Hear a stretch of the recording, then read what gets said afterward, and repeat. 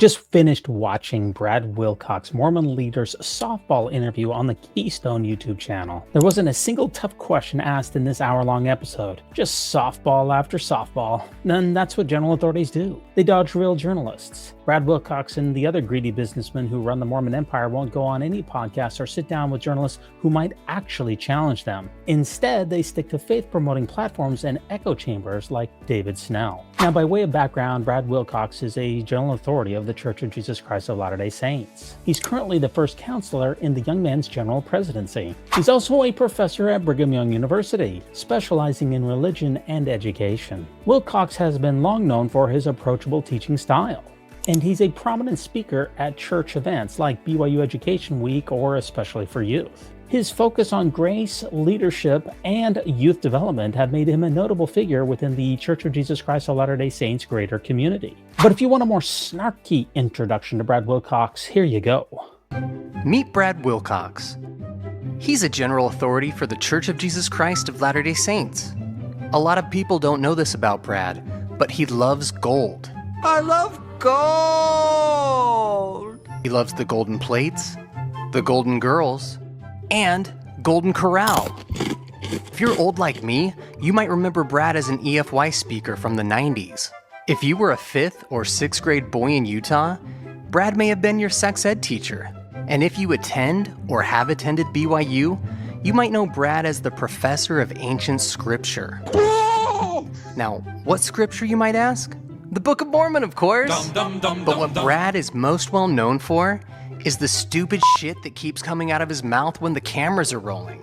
Got a little nervous when my daughter started blessing the sacrament, but Nice job, Coach. Oh, and I'm D-Bays. Yes, that's talent on loan from Kolob. I run the Mormon News Roundup and the Mormon movie reviews right here on this channel. In today's insightful episode, I'm highlighting the top 10 fails of Brad Wilcox. From his unhinged rants about dangerous atheists, to his gross racism, mansplaining, and sexist remarks. We're going to touch on just about everything, including his laughable apologetics about Joseph Smith's famous Rock in the Hat translation methods. There's so much to unpack. Let's get started. Welcome to the Mormon News Roundup, your go-to source for the latest headlines and critical analysis on all things LDS. Breaking news. Join D-Vase. Mormon News Roundup. That's talent on loan from Kolob. Every Sunday and Monday night. We will uncover the truth behind the news that matters most to the Mormon community. Brad's fear-mongering about atheists hit a disturbing level when he suggested that atheists are actually dangerous and could potentially harm or even unalive someone in a life-and-death situation. Now, in consultation with those guys at the Mormonish podcast, we reviewed Brad's horrific statements, which portray non-believers as dangerous simply because they lack religious faith. Yep, there's no accountability in the church for the senior leaders of the church. There's absolutely none whatsoever. You can say anything or do almost anything, including criminal or homophobic or racist comments, and you will not be held to account. In fact, you will be promoted. Now, this next one here, Brad talks about how atheists out there, folks, that they can actually kill you. No, I am not at all exaggerating about this. Atheists are dangerous, according to Bradley R. Wilcox. Brad Wilcox is at it again. Well, actually, this footage is from 2021, but it has been doing the rounds recently, so let's take a look. studies show that when the bus goes off the road, when the train derails, when the plane is coming down for an emergency landing, that in that moment of crisis, the believers are the ones who will turn and help someone else. The non-believers are the ones who will step on anybody they have to in order to get to their own selfish desire and reach their own selfish goal. Which studies? Name them. Because if you are going to demonize an entire group of people as immoral simply because they do not believe in God and say that studies show this to be the case, you'd better bring the receipts. Particularly as this was your argument to undermine an actual study that showed a majority of people do not think a belief in God is necessary to be moral. The global God divide. Let me know what you think. Landon, it's those filthy atheists that could kill you. They're going to stomp on you. If that bus is going down, you better just stick with the believers. You know what I'm saying? Yeah, someone ought to tell that to 130 people in Mountain Meadows, where it was the believers who turned and shot them in the head. It holds no water whatsoever. I can point to plenty of examples where church believers have turned on people and non-believers or even believers that just aren't Mormons.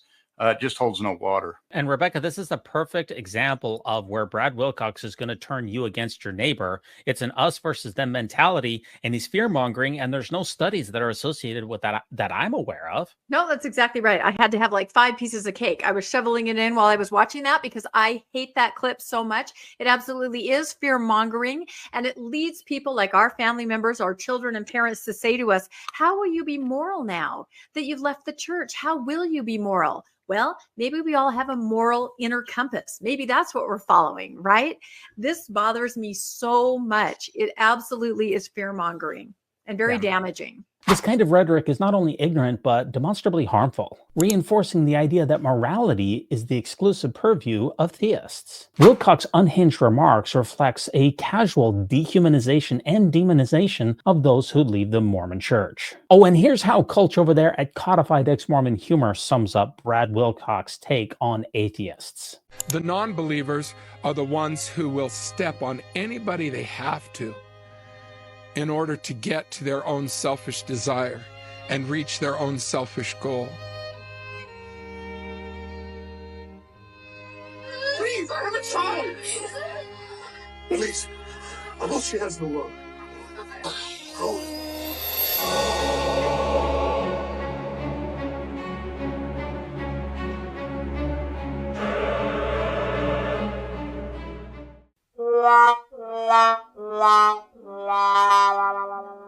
Brad has zero qualifications that I'm aware of in human development or human sexuality or in health education. Yet somehow he finds himself standing in front of Utah public school children teaching maturation classes. He fixates on girls' nipples in a way that's truly disturbing. Let's be honest, his lessons come across as outdated and bizarre and absolutely peak cringe. Brad Wilcox is going to talk about your nipples. No, I'm not making this stuff up here, folks. He just had a good vibe. He knew the beats. He knew when kids were going to laugh. And even for your nipples to stick out away from your body.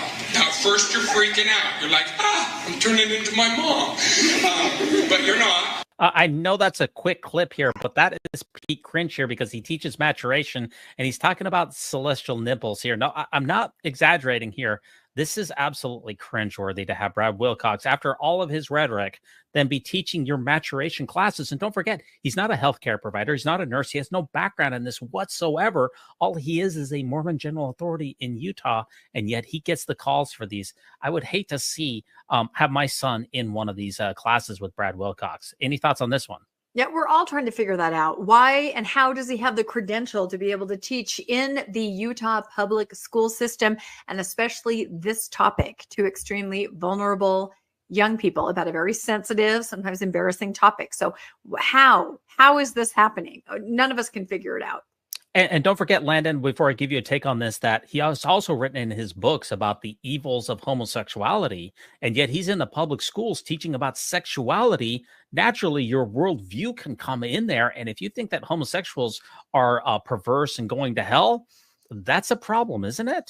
I would guess so. I didn't think it would be possible to make me cringe talking about nipples, but he did it. Landon. We're going to have to do this. This is going to have to be Mormonish after dark, I think, with Landon on here. It always is with Landon, I'm telling you. Should Brad really be teaching maturation classes in Utah's public schools? Here in Utah, he actually teaches maturation and sexuality classes to young people. I think it's junior high age. In the public schools. In the public schools. I think a year ago or so, this kind of came out that he's been doing this, and people wondered what was the credential, what was the experience, why was he doing this? I mean, your mind kind of goes there, but there is that connection where he does work with youth and counsel on maturation and things like that. So I can't explain it.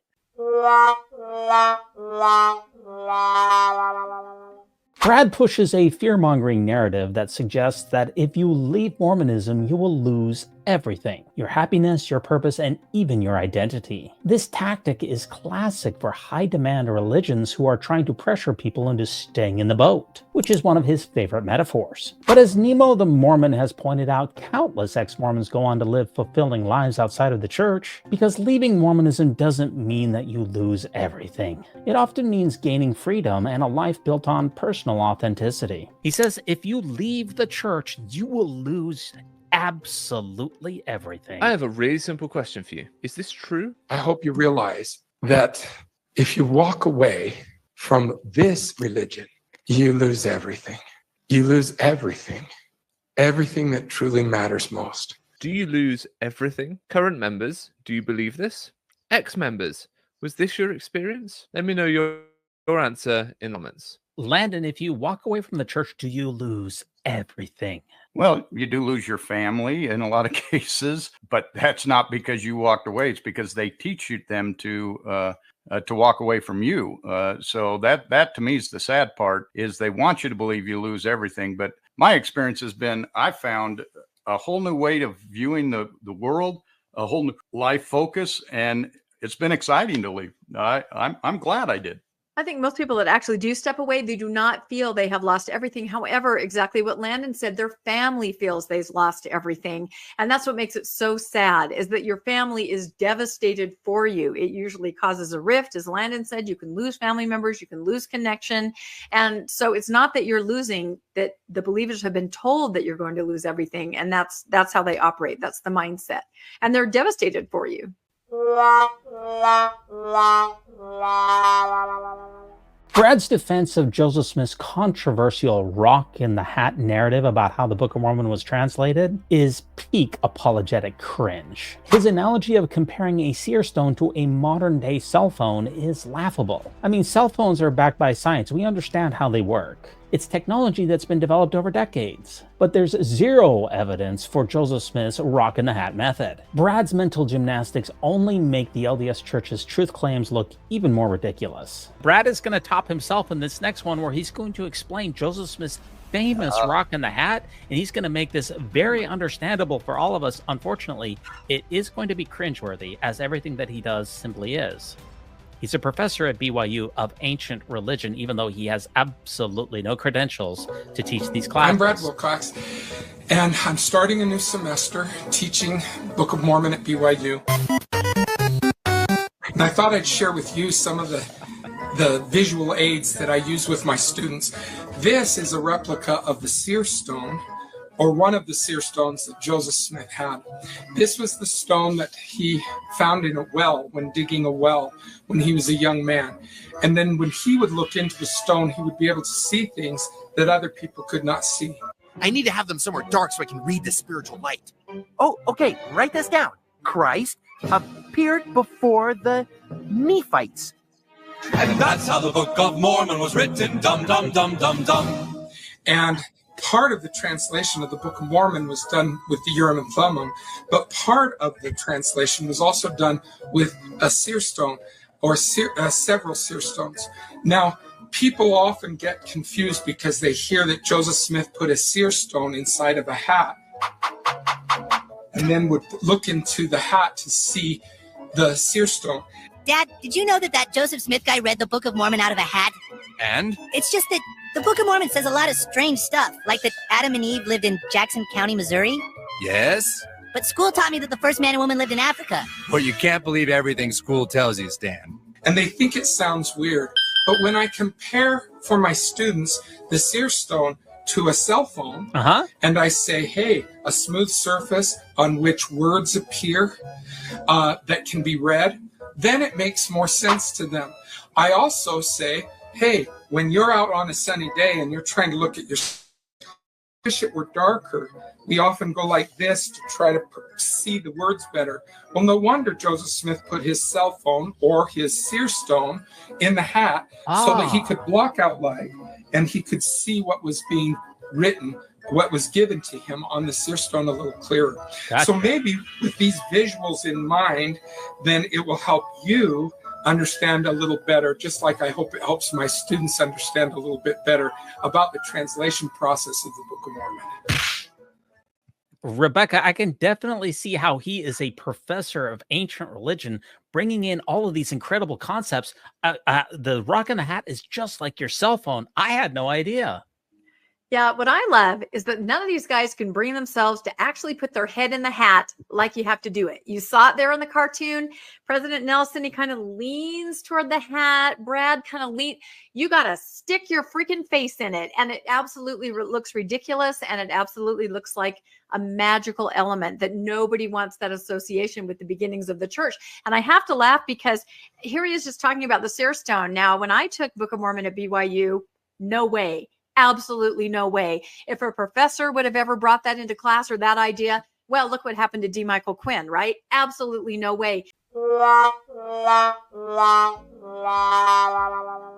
Brad arrogantly dismisses other religions as just merely playing church, claiming that Mormonism is the only one who really holds the authority from God. This kind of religious elitism is definitely offensive and ignores the rich spirituality of other faiths. My kids played church.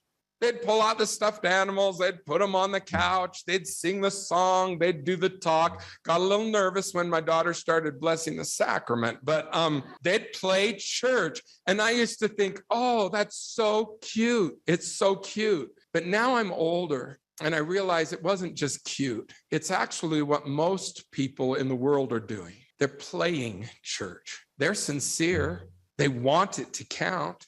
But they don't have the authority. They don't have God's permission. This is what our church leaders are saying about other Christians behind closed doors. Brad's comments are a perfect example of the Mormon superiority complex. Brad claims that people aren't really leaving the Church of Jesus Christ of Latter-day Saints much these days. But I believe that that claim is completely misleading. People are leaving in droves, and even the church acknowledges it. The empty pews and declining activity are in sharp contrast to Brad's claims. He's simply gaslighting members into believing that the apostasy that's happening right before our eyes isn't real. Number one, our church is doing much better than many churches. As people are turning away in a secular world from all things religious, many churches are being hurt by it. Our church is weathering that storm much better than most churches, and especially much better than most Christian churches. I know you think, whoa, but everybody's leaving the church. No, if you actually look at the numbers, there's not any more leaving now than have left at any generation in the history of the church. Can I look at these numbers, please, Bradley? Because according to the numbers I have, which are all free to examine, 2020 was the first year in the church's history it failed to grow versus world population. It actually shrunk. The church grew by 0.6% in 2020, while world population grew by 1.05%.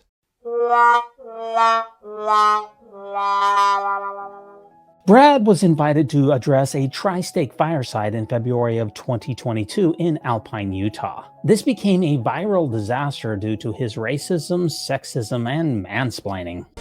Oh! And you'd be pouring your Captain Crunch. What's malaria? I don't know, but the women should have it. Oh! Why don't you give women the priesthood? And I said, And he said, I said, I said, We're number 439. Gospel. G stands for Godhead. G stands for Go yourself. O stands for Only True Church. O stands for Ordained women. S stands for Spirit.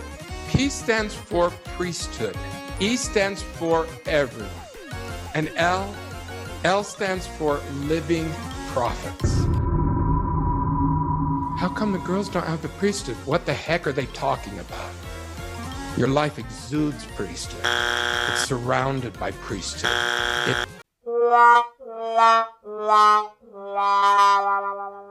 In this notorious address, Wilcox also patronizes women, telling them that they shouldn't feel bad about not having the priesthood, as if motherhood somehow justifies the gender inequality in Mormonism. Also, got a little nervous when my daughter started passing the sacrament. I know it was a joke, but is the Mormon patriarchal ego so fragile that your little daughter pretending to enact a priesthood ordinance threatens it? And here's how Tanner and Samantha over there at Zelf on the Shelf treated this same sexist rant. Yeah, but Brother Wilcox, how come the girls don't have the priesthood? I mean, that's what I want to know.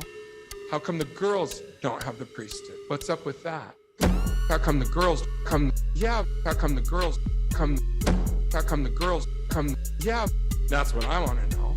Girls don't have the priesthood. What's up with that? Brother Wilcox, how come the girls don't have the priesthood? I don't know.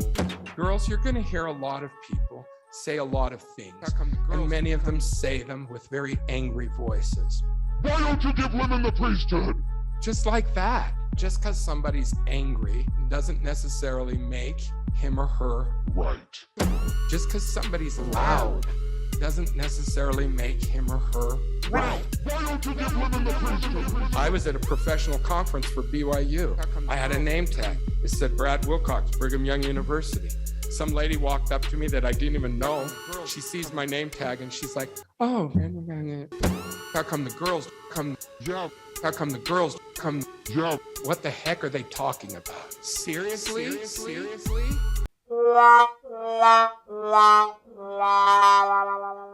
Wilcox's laughable apologetics about Mormonism's racist past is one of the most tone-dead and offensive apologetics ever by a church leader. His misguided apologetics really downplay the suffering of black members, while attempting to make it all about white people. Wilcox's remarks were historically inaccurate and highly offensive. Let's hear what Brad Wilcox says about black members of the church and also just black people in general. Now, sadly, you live in a time where a lot of people get uptight about priesthood issues. Oh, no. It's one of the most glorious things we have in the church, and yet people want to sit and fight about it, get uptight about it. Uptight. Now, I don't mean to oversimplify a complex issue, but I sure think we make it a little harder than it needs to be. Really? How come the blacks didn't get the priesthood until 1978? What's up with that, Brother Wilcox? What, Brigham Young was a jerk? Members of the church were prejudiced? Maybe we're asking the wrong question. Uh-oh. Maybe instead of saying, why did the blacks have to wait until 1978? Uh-oh. Maybe what we should be asking is, why did the whites and other races have to wait until 1829? Guys, help me out. Help me. Okay, so he is Teflon Brad. I thought for sure that was the end of him. Didn't you also? There's no way that you come back from a statement like that.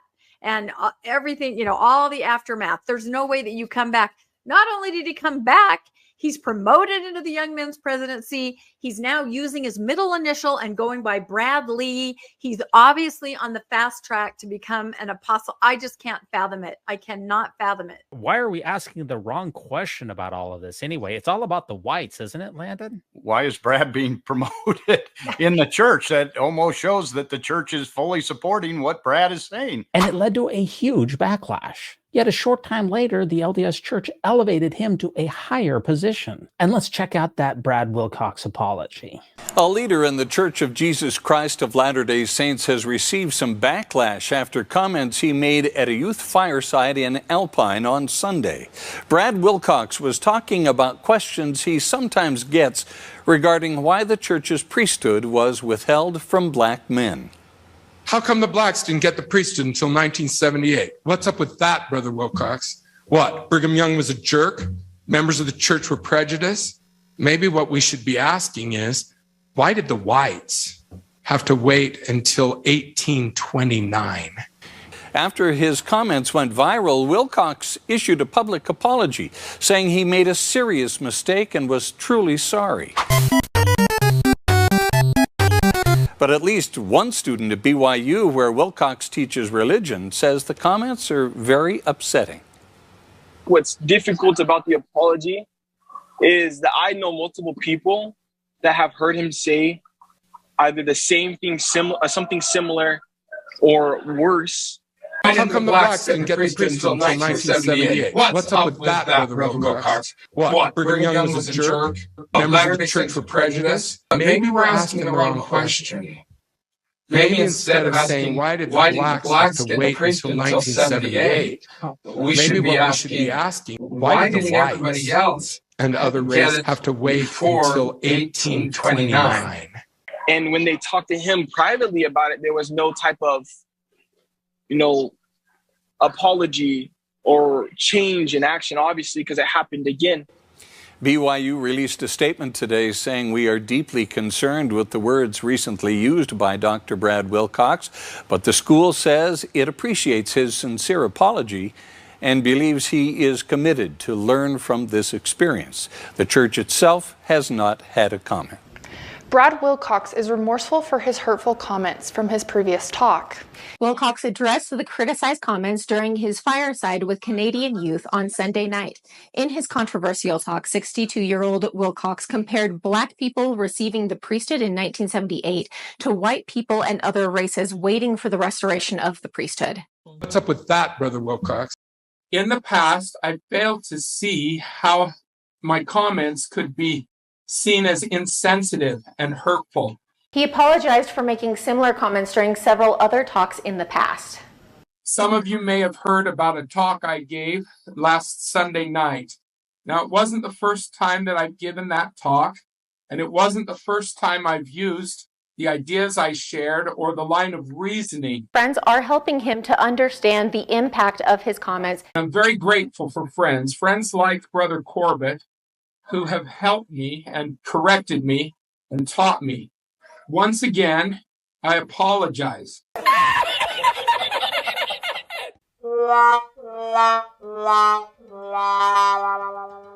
Brad Wilcox had meetings with convicted child abuser Jody Hildebrandt, who's now serving time in prison. This highlights a disturbing pattern of enabling harmful behavior within Mormon leadership. I was surprised at how scandalous page 1 was of the diary, and we'll explain to you why.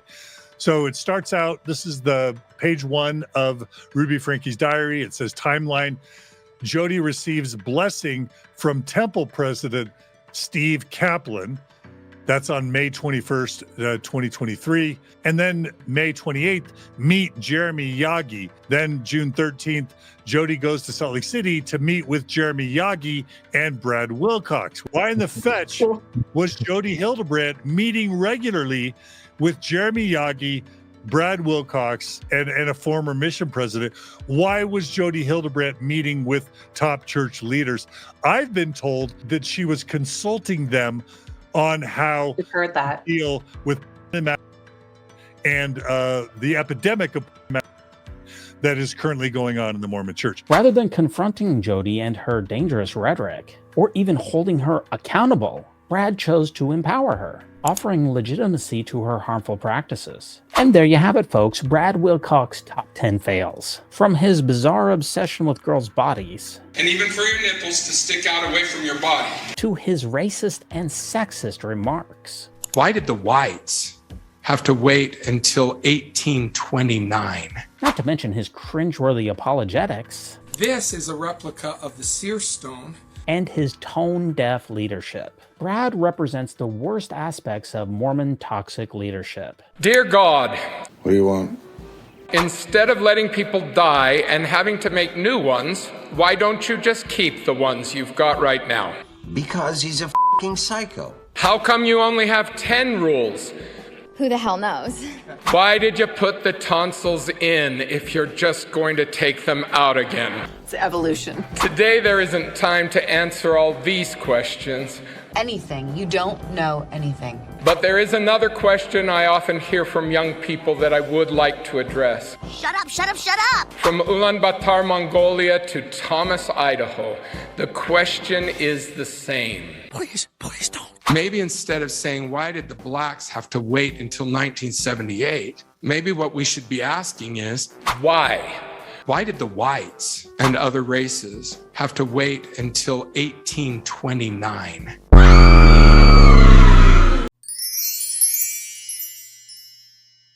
Like so many other Mormon leaders, Brad refuses to go into the public sphere where he could be asked challenging questions. He never wants to have real conversations with anyone, preferring the safety of his faith-promoting echo chambers, both at church headquarters and at BYU. So what do you think? Did I miss any of Brad's greatest hits? Drop your thoughts in the comments below. I really want to hear from you. And if you enjoyed this takedown, don't forget to like, subscribe, and turn on notifications so that you never miss another episode. Remember, we go live every Sunday night at 9:30 p.m. Eastern Standard Time with the latest and greatest in the Mormon news. Until next time, I'm D-Days, that's talent on loan from Kolob, and remember, no unhallowed hand can stop the Mormon News Roundup from progressing. Sexy now. It's your sexy now. It's your sexy now. It's your sexy now.